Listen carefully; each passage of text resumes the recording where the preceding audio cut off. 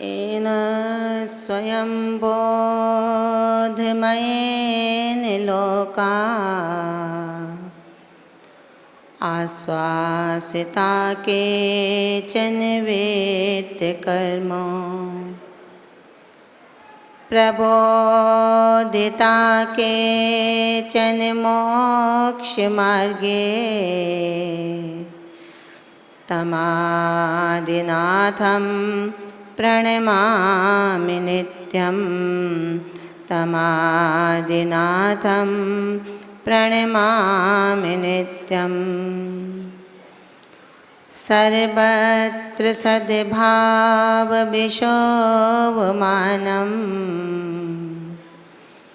मानच्युतो जातमिहातिमानं तं मार्दवं मानवधर्मकार्यं प्रार्थं प्रवन्दे शतधा प्रवर्तया। प्रार्थं प्रवन्दे शतधा प्रवर्तया। तप से जिनका तन वज्र बना, मन से करुणा की धारी है।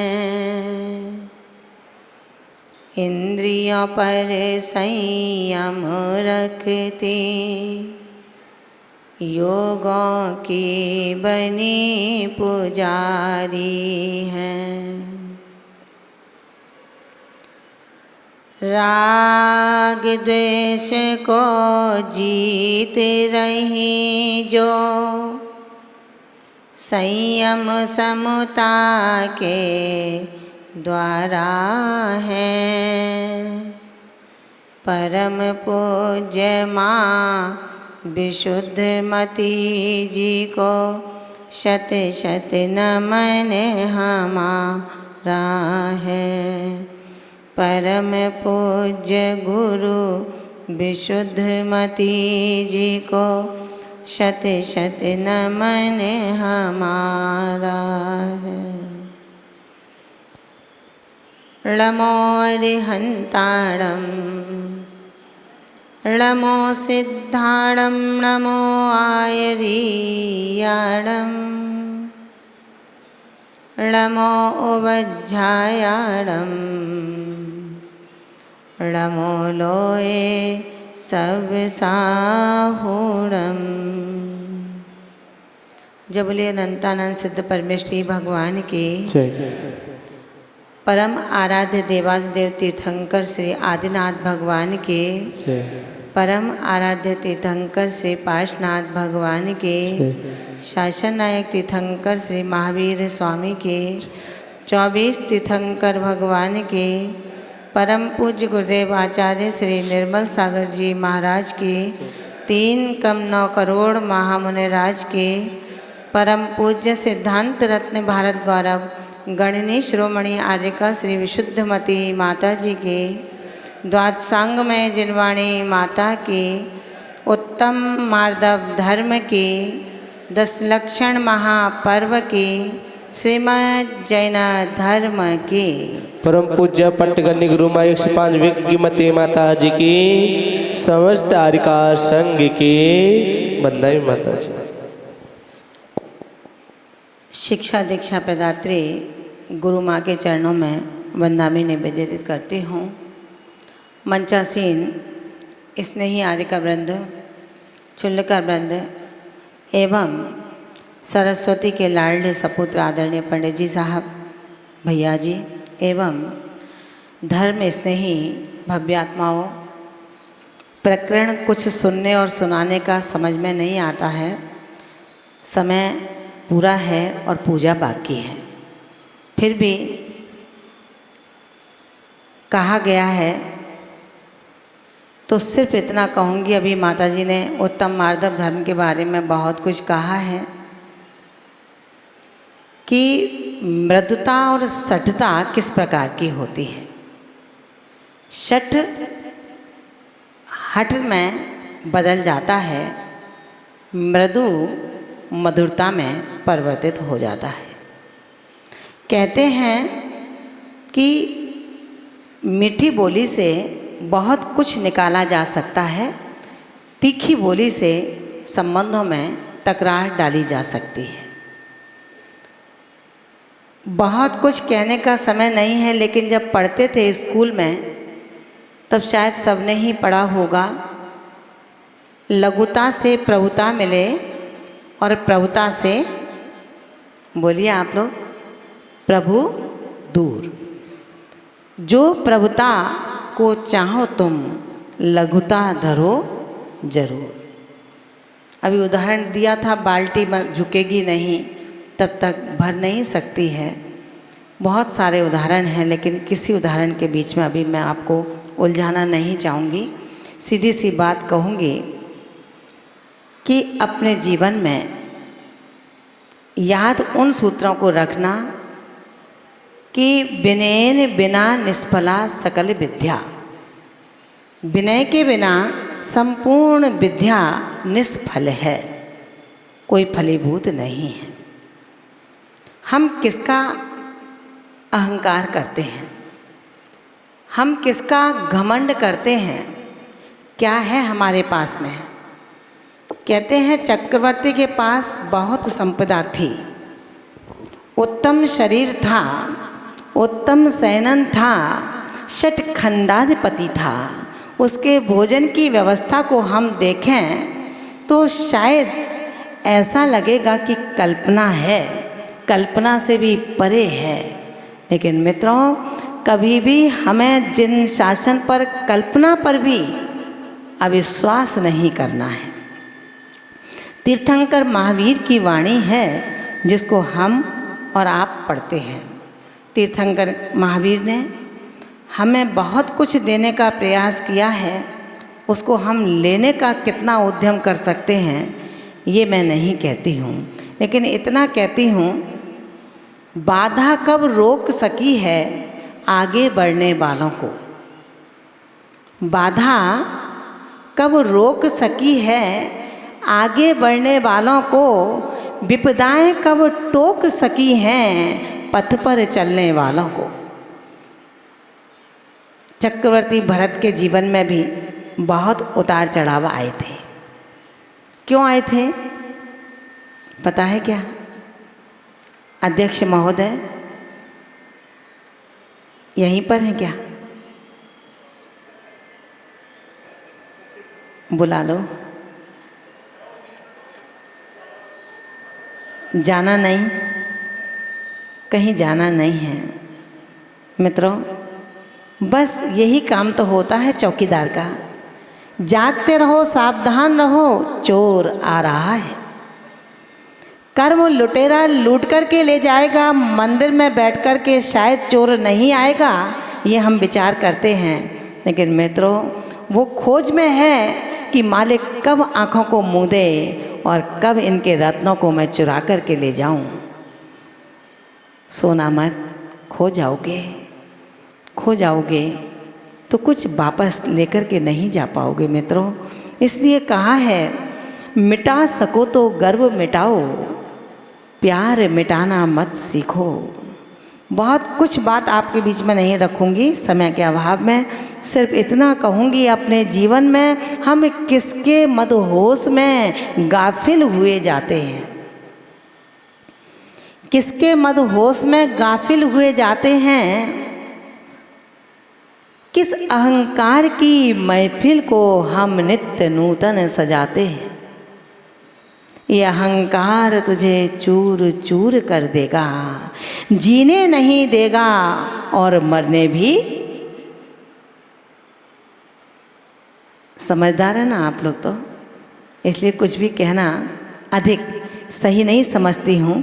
सिर्फ आप यही समझें अपने जीवन में कि बड़े बनने की कोशिश ना करें।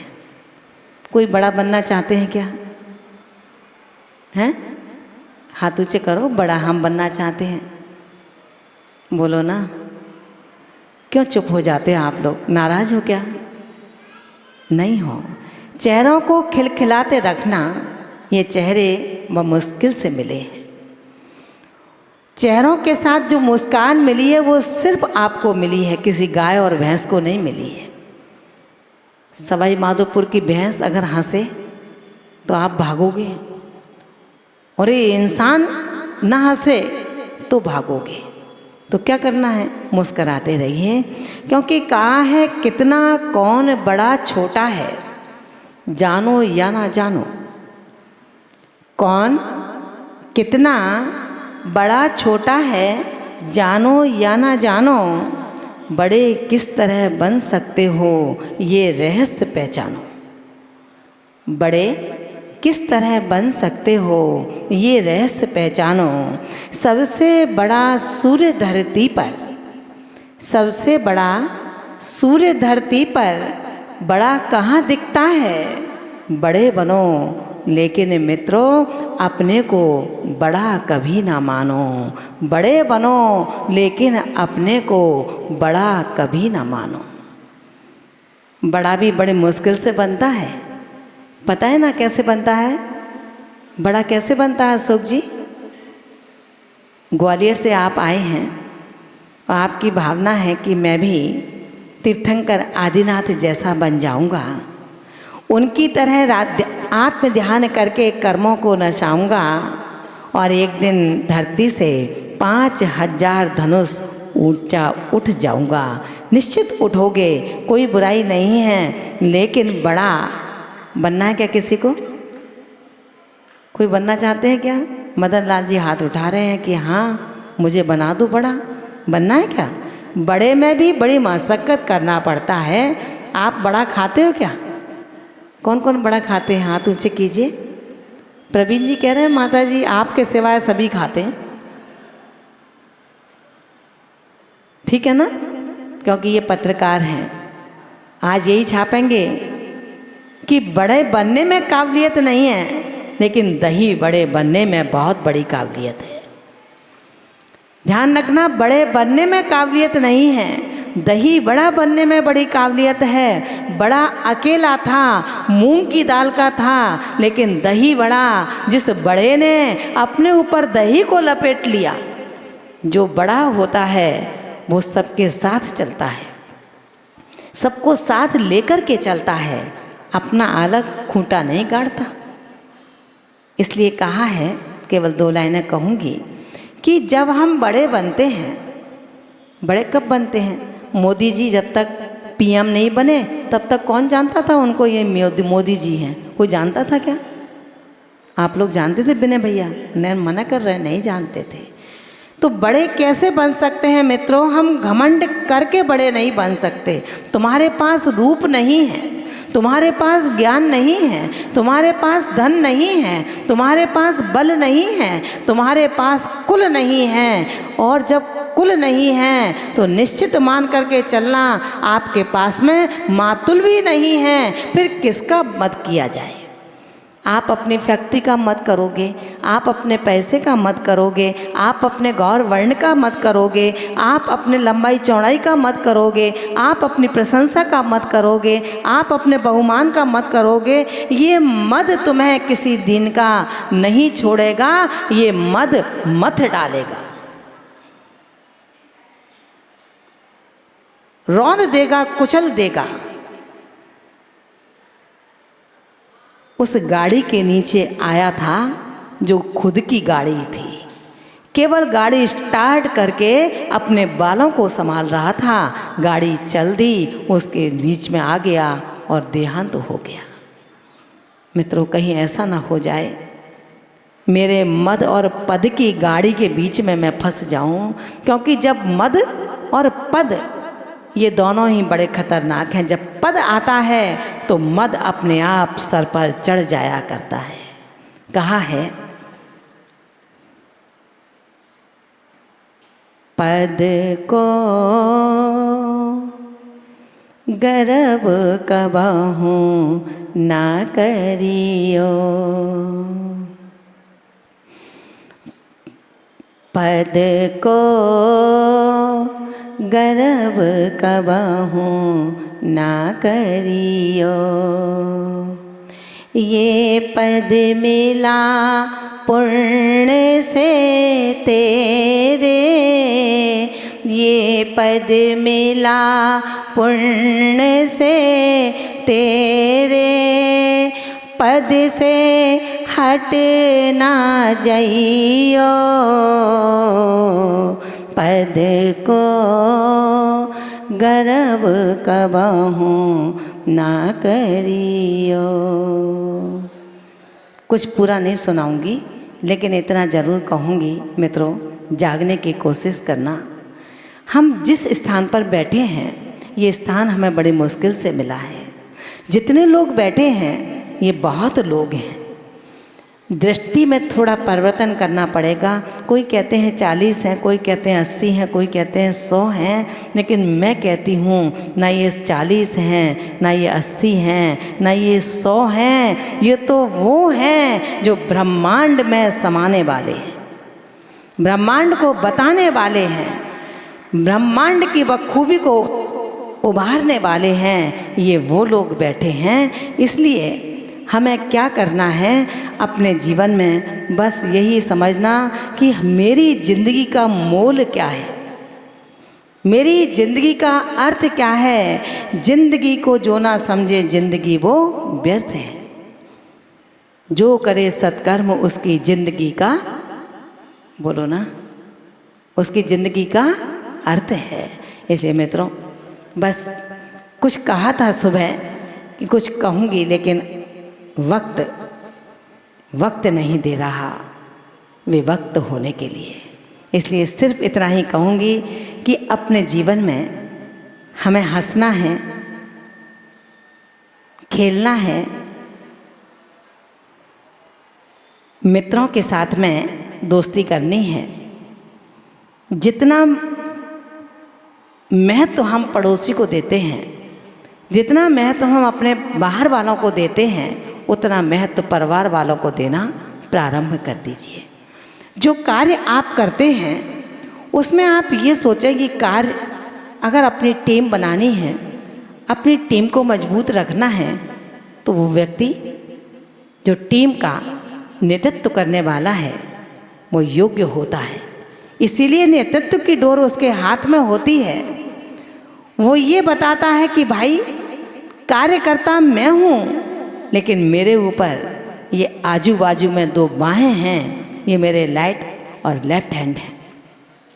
मित्रों, मान करके चलना, हम अपने घर में अच्छे से नहीं बोलते हैं अपने भाइयों से, अपने पुत्रों से, अपनी पुत्रियों से, अपनी बहुओं से, लेकिन दूसरे की बहू मिल जाए तो उसको बेटा कह के बुलाते हैं।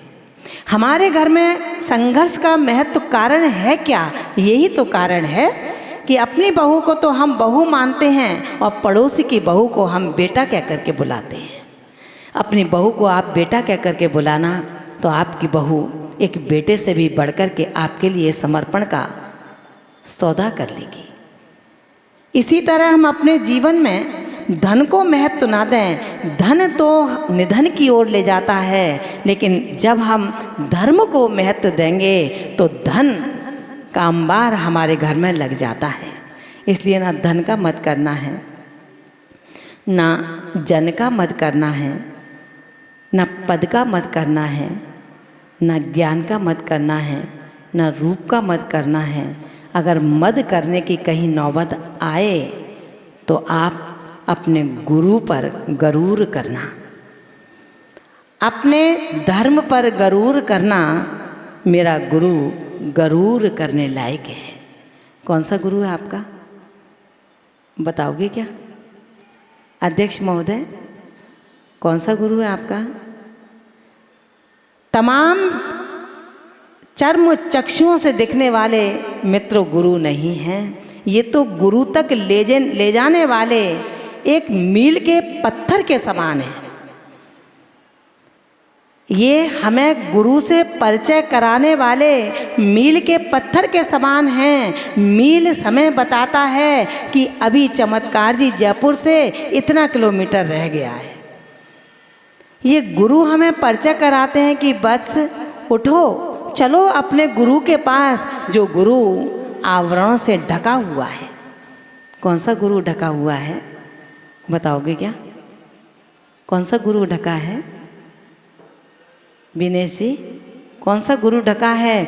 अरे तुम्हारे चमड़े के देह के भीतर जो देही बैठा है वो ही सच्चा गुरु है, वो ही अरहंत है, वो ही सिद्ध है, और दूसरा कोई अरहंत और सिद्ध नहीं है। उस सिद्ध की आराधना करो जो तुम्हारे भीतर बैठा है, उसको उपलब्ध करो जो तुम्हारे भीतर दबा पड़ा है। किससे दबा है? किसने दबाया है? किसने दबाया है? बोलो ना, किसने दबाया है? मासा, किसने दबाया है? मित्र ने, शत्रु ने, पत्नी ने, पिता ने, धन ने, किसने? अरे किसी ने नहीं दबाया मित्रों, केवल तुम्हारी दुष्वृत्तियों ने उसको ढक कर के रखा है, तुम्हारी कुनीतियों ने उसे दाब के रखा है, तुम्हारी दुश्चिंताओं ने उसको उभरने नहीं दिया है। आप अपनी दुष्प्रवृत्तियों को छोड़ दीजिए, आप अपने मद मोह अहंकार को त्याग दीजिए, छोड़िए, घिसिए, धीरे धीरे करोगे, एकदम नहीं हटेगा। कील ठोकी है, तुरंत निकाल ली है, लेकिन दाग रह जाता है। धीरे धीरे सब दाग ठीक हो जाएगा। केवल ध्यान रखना है, कहा है क्या करें, पत्थर अहम का गलता नहीं। बड़ी मुश्किल से ये चेहरे अच्छे मिले हैं आप लोगों को, आपके चेहरे खराब नहीं हैं। 2 आँखें आँख की जगह पर हैं, नाक नाक की जगह पर है। देख लो अपने अपने पड़ोसियों को, कहीं इधर उधर हुई हो तो बताना आप मुझे। कान कान की जगह पर हैं, ऐसा नहीं हुआ कि आँख की जगह कान हो किसी के, कान की जगह आँख हो, नाक की जगह सिर हो और सिर की जगह नाक हो, ऐसा तो कोई नहीं है ना। तो आप सर्वांग सुंदर हैं, सर्वांग आपके पास में है। जब सब कुछ आपके पास में है, ये कैसे मिला? कैसे मिला भैया? कैसे मिला? ये आचार्य समंतभद्र स्वामी कहते हैं, सुंदर रूप आपको भक्ति से मिला है। आपने भक्ति जो कर रहे हो, ये सुंदर रूप की उपादेयता है। आपको सुंदर रूप मिला है, आगे भी सुंदर मिले, इसका पुरुषार्थ करो। इसलिए चिंतन की धारा में बस यही चिंतन करना, क्या करें, पत्थर अहम का गलता नहीं। लाखों दिए जलते मगर अपना दिया जलता नहीं। क्या करें, पत्थर अहम का गलता नहीं। लाखों दिए जलते मगर अपना दिया जलता नहीं। ढूंढते ढूंढते हो गई जिंदगी की शाम, ढूंढते ढूंढते हो गई जिंदगी की शाम। सबके पते मिलता मगर मेरा पता मिलता नहीं। सबके पते मिलते मगर मेरा पता मिलता नहीं। ये घर मेरा है। कौन कहता है? आप लोग कहते हो, हम नहीं कहते ये चमत्कार जी मेरा है।